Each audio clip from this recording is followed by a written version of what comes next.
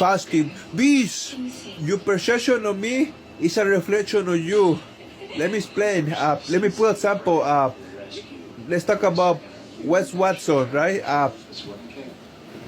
He's making videos of wisdom, trying to help people, and you see the Lambos, you see the mansion, you see all the money he got, but he really don't validate himself with the money, with all the stuff.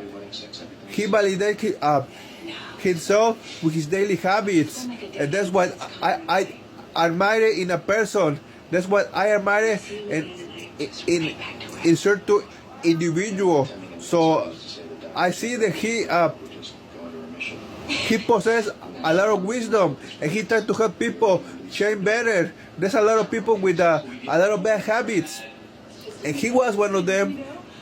And then he changed his habits, he changed his life, he threw his life around. So that's why I believe a lot of people see him and they say, oh, the first thing they see is the money. The first thing they see is the mansion. The first thing they see is the Lamborghini. And then the thing I see of Wes Watson is his wisdom, and he tried to help people. That's what I see. So that's what I say. Your perception of me is a reflection of you. So how you see other people is a reflection of you. What you see in them.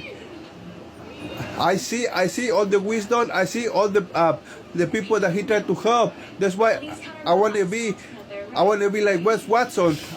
I want to be able to help people by changing my life, and then so I can inspire people, and they can become the best version of themselves. Because there's a lot of people dying with drugs. There's a lot of people dying with alcohol, and then it's not only them, their families are suffering too. So stop being so selfish, and it's not just about you, it's about the people that love you, you know, they suffer too.